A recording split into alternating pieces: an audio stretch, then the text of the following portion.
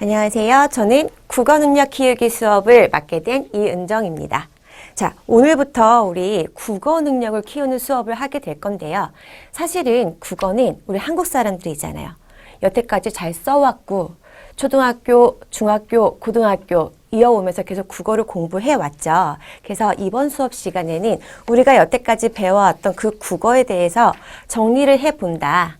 좀 더 내가 몰랐던 부분을 채워본다 라고 생각하시고 수업을 들으시면 될 것 같아요. 자, 먼저 국어 능력 키우기 수업 중에서 우리 언어와 국어가 무엇인지 개념부터 한번 봐볼게요. 원래 모든 수업은 개념부터 시작이 되지요. 자, 언어의 이해부터 가볼게요. 우리 언어의 개념이라고 얘기하면 언어를 왜 쓸까요? 당연히 의사소통을 하기 위해서, 상호 간의 의사소통을 하기 위해서 언어를 사용하죠. 그러면 우리 언어에는 형식과 내용이 있다라고 얘기해요. 이 두 가지로 이루어져 있는데 언어의 형식은 말이 되게 언어의 형식하면 있어 보이지만 우리 여태까지 말할 때 뭘 사용해요? 자, 말할 때 말, 정말로 말할 때 말, 그 다음에 글, 요런 걸 쓰죠. 요런 게 바로 언어의 형식이 되는 거예요. 그러면 말과 글에는 우리가 전달하고자 하는 내용들이 들어가 있죠. 그러면 그게 바로 내용이 되는 거예요. 자, 그러면 꽃이 있다라고 칩시다. 나 말하지 않을게요. 요렇게 쓸게요. 그러면 나는 글의 형식으로 요거를 갖다 표현했어요. 그 다음에 꽃이 뭔지는 다 의미를 알고 계시죠? 그게 바로 이 꽃의 내용이 되는 거예요. 그래서 말하기의 형식, 글의 형식, 그 다음에 내용은 말 그대로 의미를 얘기하는 겁니다. 자, 그러면 방금 우리 말과 글이 형식이라고 얘기했어요. 그러면 두 가지의 형식을 조금 있어 보이게 음성언어, 문자언어로 나누어서 말씀을 드릴게요. 음성언어 뭔지 우리 다 알고 있어요. 우리 말하기의 방식으로 표현하죠. 그러면 그 내용을 뭘로 이해해요? 듣기의 방식으로 내용을 이해하죠. 우리 다 어렸을 때 배웠던 거예요. 그러면 이렇게 말하기, 듣기를 사용하는 음성언어는 어떤 특징을 갖고 있을까요? 자, 당연히 우리 녹음의 개념이 없다라고 생각을 해봅시다. 내가 방금 하는 말은 이 순간 사라져버려요. 그쵸? 그렇기 때문에 우리 말하기는 일시적이고 이례적이다라고 얘기를 합니다. 그러면 그 순간 사라져버리는 소리이기 때문에 우리 이렇게 얘기하죠.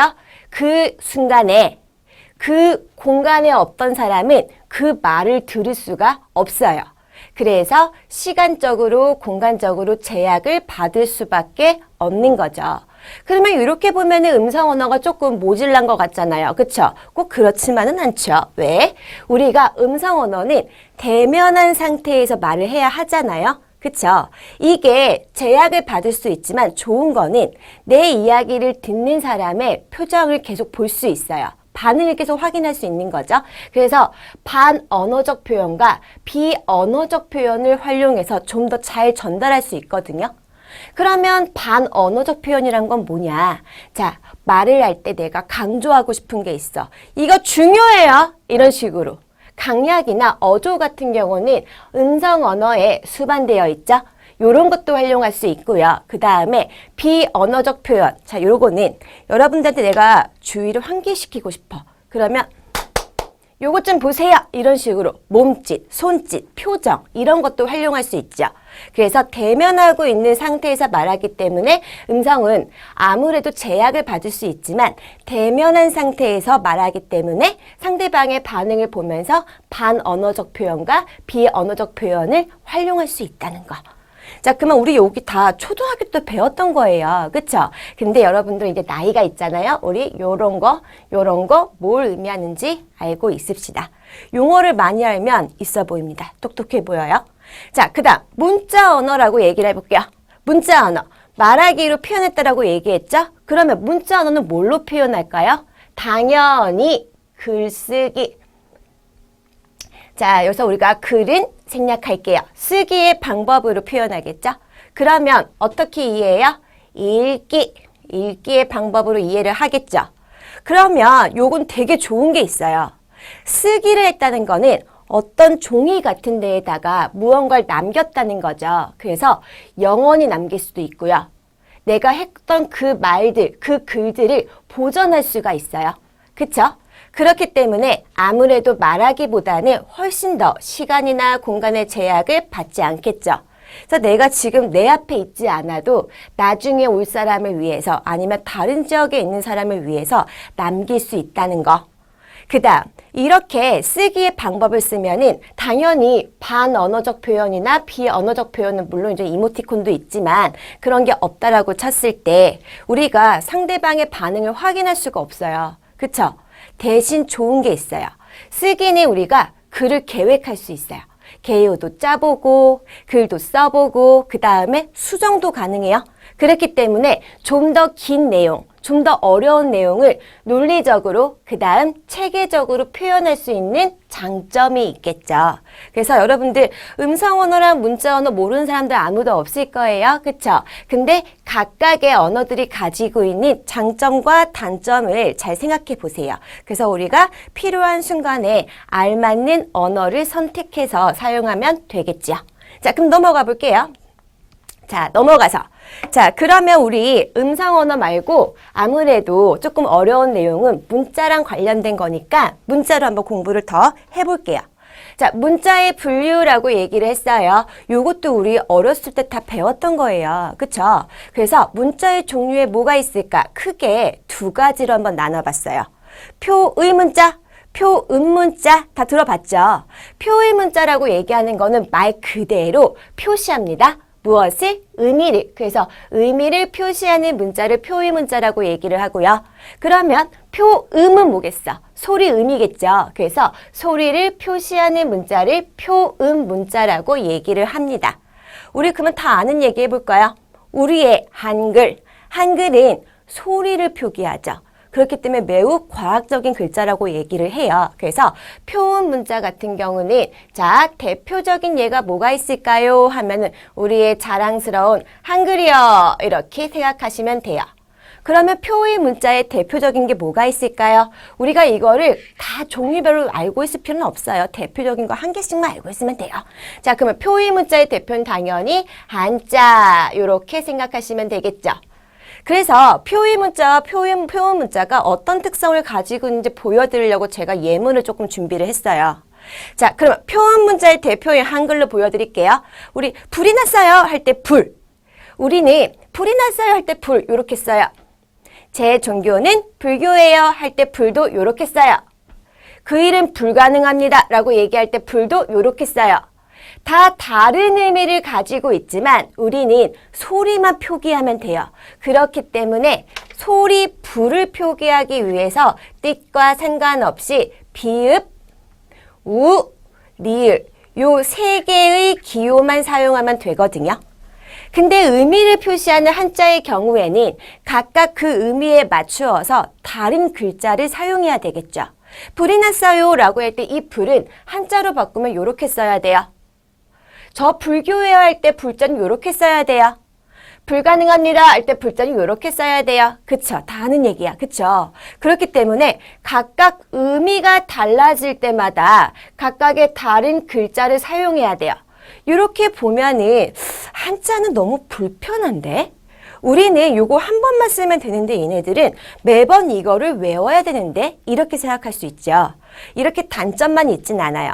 자, 내가 이렇게 한글로 이렇게만 썼을 때는 이 주변의 상황을 얘기해주지 않고 그냥 불 이렇게 얘기하면 내가 어떤 의미를 얘기하고 싶은지 요것만 봤을 땐 몰라요.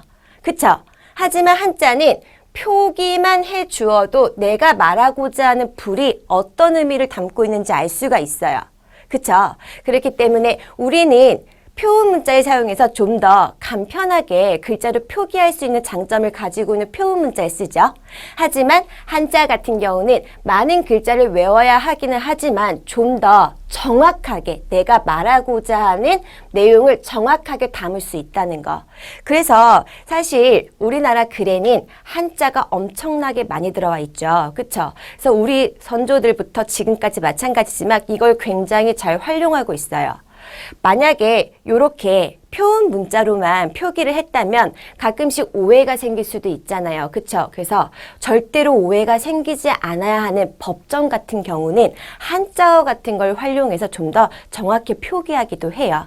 그래서 표의 문자와 표음 문자는 이런 차이점을 갖는다는 거. 의미를 표기하기 때문에 더 많은 글자를 외워야 한다지만 사실 한자를 사용할 때요.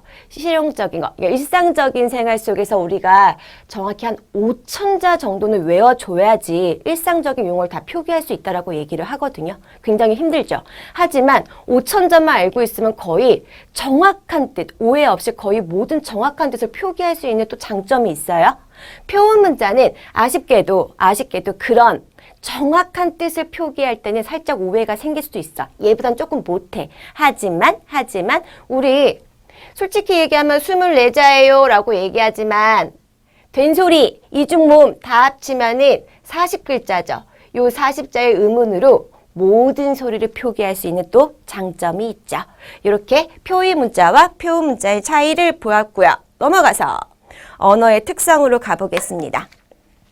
자, 우리가 문자까지 이제 배웠고요. 언어의 특성을, 언어를 좀 이해하기 위해서 배울 텐데요. 자, 요거를 보니까 우리 어렸을 때 공부했을 때, 막 고등학교 때 수능을 준비하면서 열심히 공부했던 그 내용들이 생각이 나죠. 그게, 자, 자의성, 사회성, 역사성 이런 말 들어보면 막 기억이 나실 거예요. 근데 대놓고 자의성이 뭐예요? 이렇게 얘기하면 설명하기 되게 힘들거든요. 그래서 우리 오늘 정확하게 알고 넘어가자라는 의미로 다시 한번 정리를 해볼게요. 자, 언어의 특성에서 많은 특성이 있지만 제가 일단 요 정도로 추려봤어요. 여기 있는 특성만 다 알고 있으면 나 웬만한 언어의 특성 다 알아. 이렇게 얘기할 수 있어요. 특히 여기 노란색으로 있는 부분들은 정말 당연히 고등교육을 배웠어요 라고 얘기한 사람들은 알아야 되는 내용들이에요. 자, 언어의 자의성에서 요거 어떻게 생각할 수 있을까요? 하면 쉽게 생각하시면 돼요. 자의적인 게 과연 무엇일까? 우리 자의랑 같은 말로 여기에서 임의적이다 라고 생각하시면 되거든요. 한마디로 자, 제가 꽃을 좋아하니까 꽃을 한번 그려볼게요. 이렇게 꽃이 있다고 칩시다. 우리는 이 아이를 갖다가 꽃 할 거예요. 영어를 사용하는 사람들은요, 영어권 사람들은 flower라고 얘기를 하겠죠. 자, 그냥 한글로 쓸게요. 스펠링 알아요? 자, flower 이렇게 얘기를 할게요. 자, 그 다음에 이거를 갖다가 중국어를 쓰는 사람들은 한자로, 아이고, 글씨가 조금 이상하게 됐네. 지우고, 이렇게 지우고, 화라고 얘기하겠죠. 꽃 화자를 써가지고, 화라고 얘기하겠죠. 자, 그러면 봐요. 한국어는 얘를 보고 꽃이라고 얘기해요. 영어는 flower라고 얘기해요. 중국어는 화라고 얘기를 해요. 똑같은 아이를 보고 각각 언어마다 다르게 부르고 있어요. 그 얘긴 즉슨 이 아이는 그러면 의미라고 합시다. 내가 말하고자 하는 의미와 내용.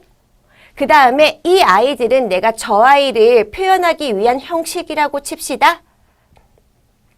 만약에 반드시 이 아이를 갖다가 꽃이라는 소리로 요 형식으로만 표현을 했다 치면은 전 세계 모든 사람들이 이 아이를 꽃이라고 불렀을 거예요. 그쵸?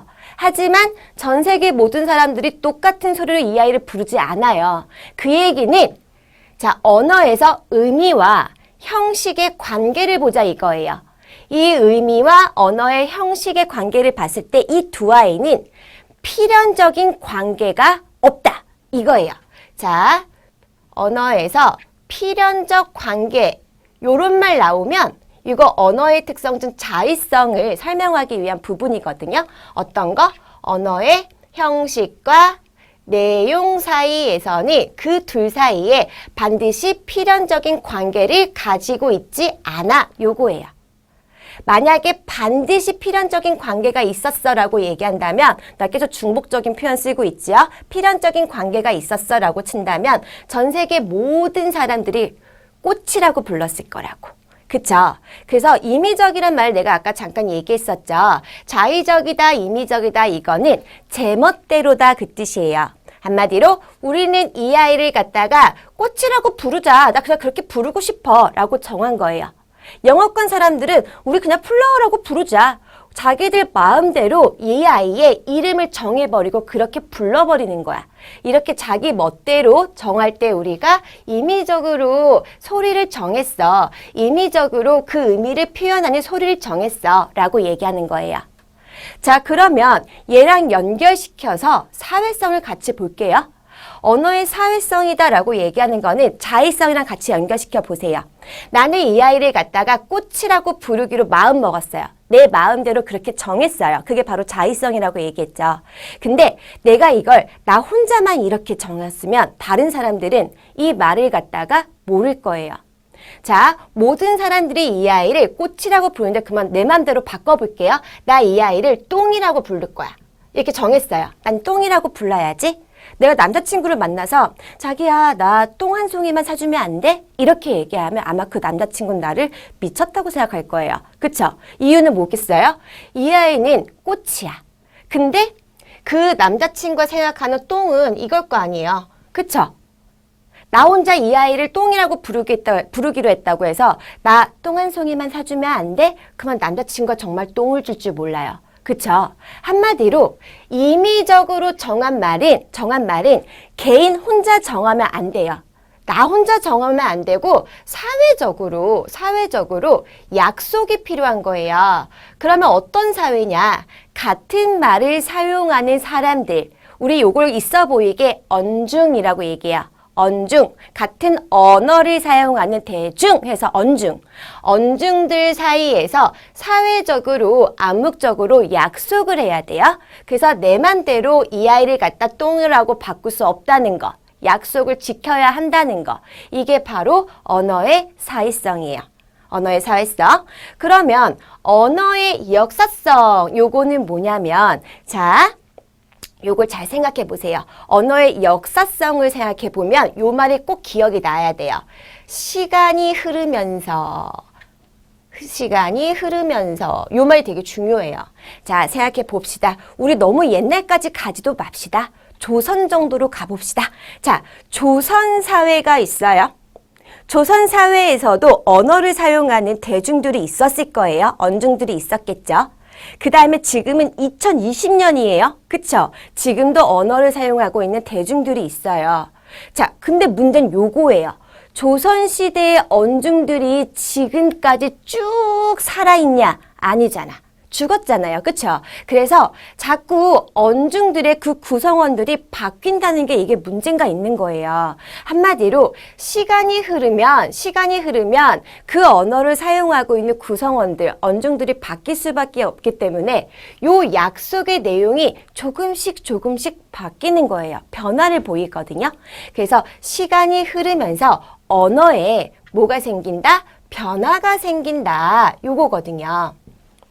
자, 변화의 내용엔 뭐가 있냐면요. 일단 우리가 사용하지 않는 언어들이 생기기 시작할 거예요. 자, 사용하지 않는 언어들은 당연히 소멸하게 되겠죠. 그 다음에 우리가 새롭게 어떤 발명품 같은 게 생기면서 새로 만들어지는 단어들이 생길 거예요. 이걸 갖다 우리가 생성한다라고 얘기를 하겠죠. 그 다음에 우리가 원래 사용하고 있던 말을 갖다가 형태를 변화시킨다거나 아니면 아예 다른 뜻을 가진 말로 의미를 이동해서 사용하는 방법도 있을 거예요. 이게 바로 언어의 역사성인데, 자, 우리 먹이나무라는 말 지금 안 쓰죠. 우리 오동나무라고 얘기하지 먹이나무라고 안 하잖아. 그러면 먹이란 표현은 사라져요. 소멸되는 거야. 우리 지금 강, 산 이렇게 얘기하지 뇌, 가람 이런 말 안 쓰잖아요. 그쵸? 그런 말들 그만 소멸되고 있는 거예요. 그 다음에 생성되는 말들 생각해 봅시다. 옛날에 컴퓨터가 어디 있어요? 옛날에 에어컨이 어딨어요. 그쵸? 이렇게 새로 생긴 물건들한테 이름을 정해줘야 돼. 그럼 어떻게? 또 우리가 자의성을 가진 말로 사회성을 갖도록 한 다음에 새로운 언어를 생성해내겠죠. 이렇게 언어의 특성들은 서로 맞물려 있어요. 자, 그 다음에 이동이라는 거 아마 여러분들 시험 볼 때 요걸로 시험을 가장 많이 풀었을걸요? 시험 문제를. 자, 이동이라고 얘기했을 때 이거 대표적인 예, 요거 내가 딱 쓰면은 아! 하실 거예요. 어리다라는 말 아시죠? 자, 우리 2020년을 살아가고 있는 우리는 어리다를 나이가 적다로 쓰고 있어요. 그 어린아이가 아주 실력이 출중해. 막 이러면서. 근데 옛날에 조선시대에 어리다는 어리석다의 뜻이었잖아요. 그쵸? 그래서 어린 놈 이렇게 얘기하면 어리석은 놈 그 뜻이란 말이에요. 지금과 뜻이 달라요. 이렇게 역사성이라는 거는 시간이 흐르면서 이렇게 언어에 변화가 생길 수밖에 없어요. 요걸 얘기하는 거예요. 그래서 여러분들 언어의 특성에서는요. 요거 다 알고 있으면 좋지만 적어도 요 세 가지는 같이 연결시켜서 알고 있는 게 좋으실 거예요. 자, 그 다음에 언어의 분절성이라고 얘기하는 건 뭐냐면 여기서부터는 조금 우리 가볍게 생각을 해봅시다. 언어의 분절성이라는 거는 자, 예를 들어 드릴게요. 이게 제일 쉬워요. 우리는 여기를 갖다가 얼굴이라고 부르고 있어요. 그쵸? 근데 이 얼굴 중 이마는 어디까지일까요? 과연 여기까지일까요? 아니면 여기까지일까요? 아니면 요만큼일까요? 정확히 우리가 쪼개기가 애매하죠? 그러면 턱은 어디까지일까요? 여기까지일까요? 여기까지일까요? 되게 애매하죠? 이렇게 이 아이는 얼굴 하나야 라고 얘기하면 되게 편한데 우리가 여기를 굳이 구획을 나누어서 분절시켜 표현을 해요. 언어는 그게 가능하거든요. 그게 바로 언어의 분절성에 대한 설명. 다른 걸로는 또 무지개가 있어요. 무지개라는 거는 이렇게 생긴 거 하나라고 칠 수 있어요. 무지개 하나 떴네. 이렇게 하면 쌍무지개 떴네. 이렇게 얘기를 하겠죠. 근데 우린 또 이걸 갖다가 이렇게 얘기해요. 이 아이 빨주노초파남보. 이렇게 쓰면 안 되겠다. 이렇게 가야지. 빨주노초파남보. 이렇게 얘기하겠죠. 원래 위로 올라가야지 색깔을. 자, 이럴 때 우리가 무지개 하나인데 이거를 색깔별로 쪼개서 하나의 아이를 갖다가 쪼개서 표현하고 있어요. 이럴 때 우리가 언어의 분절성을 활용했기 때문에 가능한 일이야 라고 얘기합니다. 자, 그 다음 언어의 창조성. 자, 언어의 창조성은요. 내가 여기다가 왜 색깔을 칠하지 않았냐면 내가 요거를 설명하고 나잖아요. 그러면 여러분들 자꾸 얘랑 헷갈려요. 얘 뭐랑 헷갈리냐면 언어가 새로 생성되는 게 창조하는 거 아니에요? 이렇게 헷갈려요. 자, 우리가 언어의 특성을 얘기할 땐 그렇게 사용하지 않아요. 창조란 말을. 언어의 창조성이란 거는 이렇게 생각해야 돼요. 우리는 몇 개의 단어를 사용해서 굉장히 많은 개수의 문장을 만들어낼 수 있어요. 근데 우리나라 말만 생각해도 단어가 몇 개밖에 안 되나? 아니죠. 몇십 개, 몇백 개, 몇천 개, 몇만 개예요. 그쵸? 그러면 이 몇만 개의 단어를 가지고 우리는 수없이 많은, 우리 이렇게 얘기해요. 무한히 많은 문장을 만들어낼 수 있어 라고 얘기하거든요. 그게 바로 언어의 창조성에 대한 설명이에요. 예를 들어서 아기가 태어났어. 이 아기한테 말을 가르쳐요. 엄마, 엄마. 그 어느 순간 아기가 엄마, 엄마 이런다? 엄마가 밥 먹일 때마다 맘마 먹자 이랬더니 맘마란 말을 사용한다? 그러면서 이 아이는 엄마란 말도 알게 되었고요. 맘마란 말도 알게 되었어요. 이 애기가 곰인형을 좋아하네. 얘는 곰이야. 곰, 곰, 곰 이렇게 가르쳤어요.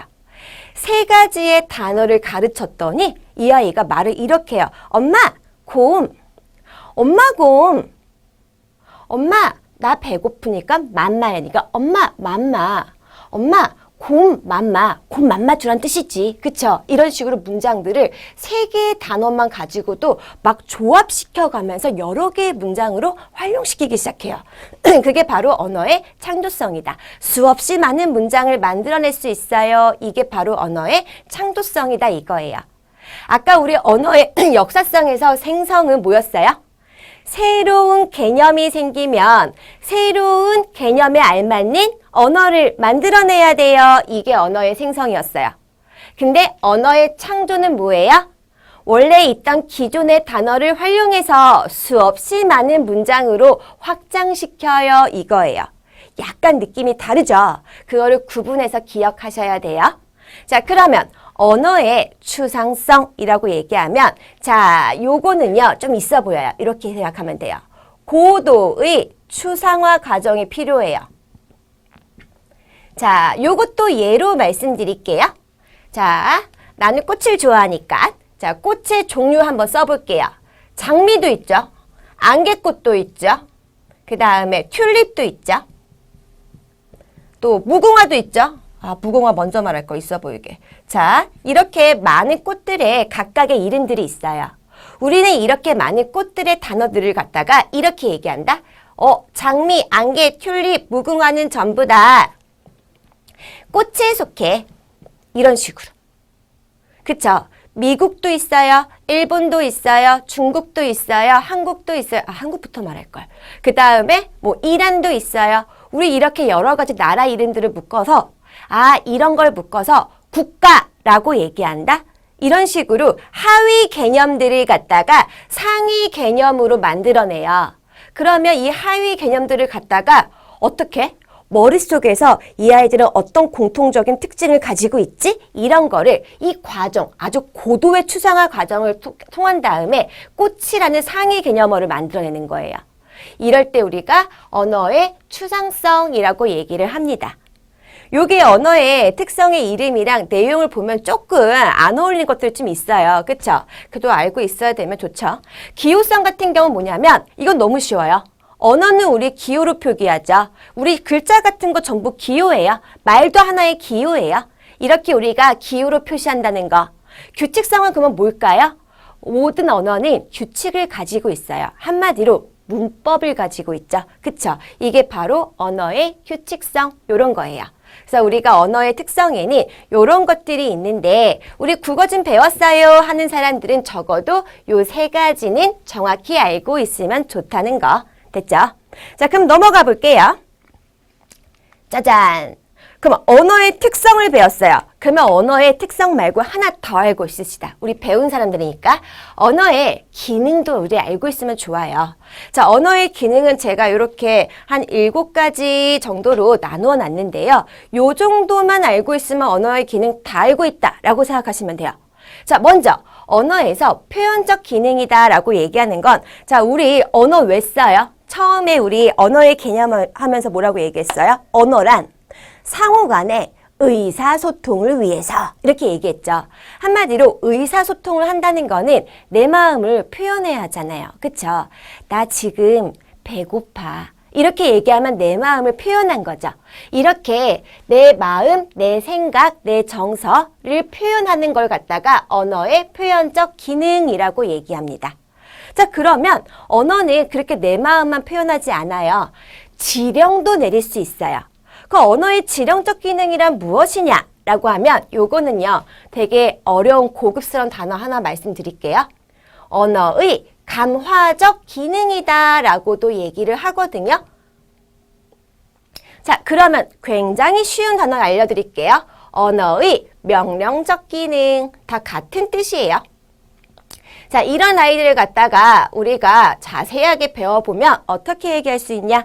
우리 언어를 통해서요. 상대방의 행동을 바꾸거나 상대방의 행동을 금지시키거나 상대방에게 내가 원하는 행동을 하도록 요청할 수 있어요. 이게 바로 언어의 명령적 기능. 자, 예를 들어서 나 창문을 열고 싶어요. 그러면 창문 좀 열어라 라고 명령할 수 있죠. 근데 이거 너무 딱딱해. 이렇게 지령적 기능은 청유형 표현으로도 얘기할 수 있어요. 우리 창문 좀 열자. 이렇게. 그쵸? 근데 명령이라고 얘기해서 우리 항상 명령적 기능이라고 얘기해서 항상 명령적인 표현, 청유적인 표현으로만 가능한 건 아니에요. 우리 가끔 평서형 문장이라고 얘기하면 여러분 다 아시겠죠? 평서문은 뭐뭐 다라고 끝나는 거예요. 요런 식의 문장을 사용해서도 명령 내릴 수 있어요. 이곳은 금연구역입니다. 이렇게 얘기했어요. 그러면 자, 내가 이 문장을 괜히 왜 만들었냐면 이건 굳이 쓸게요. 이곳은 금연구역입니다. 이렇게 얘기했어요. 우리 자주 볼 수 있는 문구죠. 자, 이렇게 얘기를 한다면 요거 명령이에요. 자, 요거를 갖다가 여러분들이 가끔씩 나 언어의 기능 좀 공부했어요. 근데 살짝 공부하신 분들이 가끔씩 이렇게 얘기해요. 이거 언어에서 지령적 기능이 아니라 정보를 준 거 아니에요? 이 장소는 담배를 필 수 없는 구역이라는 정보를 준 거 아니에요? 이렇게 생각하기도 하거든요. 자, 그러면 제가 얘랑 얘를 묶어서 같이 말씀을 드릴게요. 이 아이는 정보를 전달하는 문장이 아니에요.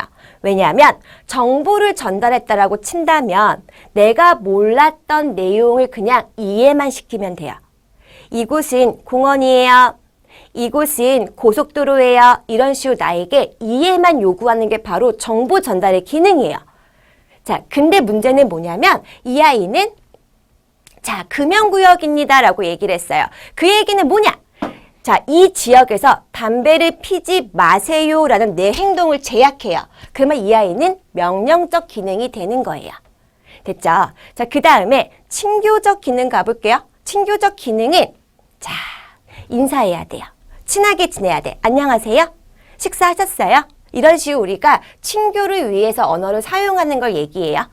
표출적 기능은 뭐냐면 내가 생각하지 않고 나도 모르게 나오는 말들. 아이쿠, 아! 이런 거 있죠. 이런 걸 표출적 기능이라고 얘기하고요. 지식과 정보의 보존 기능이다 라고 얘기하는 건 아까 잠깐 말씀드린 대로 내가 정보를 전달할 때 언어를 사용할 수 있어요. 이런 얘기고요. 미학적 기능입니다 라고 얘기하는 건 뭐냐? 자, 우리 문학에서 언어예술 사용하죠. 이런 게 바로 미학적 기능이에요. 자, 관어적 기능이다 라고 얘기하는 건 뭐냐면 언어들은 서로 관계를 가지고 있어요. 이거예요. 자, 우리가 엄마라는 존재가 있죠. 그쵸? 나 영어를 배우고 싶어. 엄마를 갖다가 영어로 뭐라고 얘기할까? 이게 궁금한 거야. 그러면 엄마에 관련된 영어의 단어로는 mother가 있어요. 이렇게 얘기하는 거예요.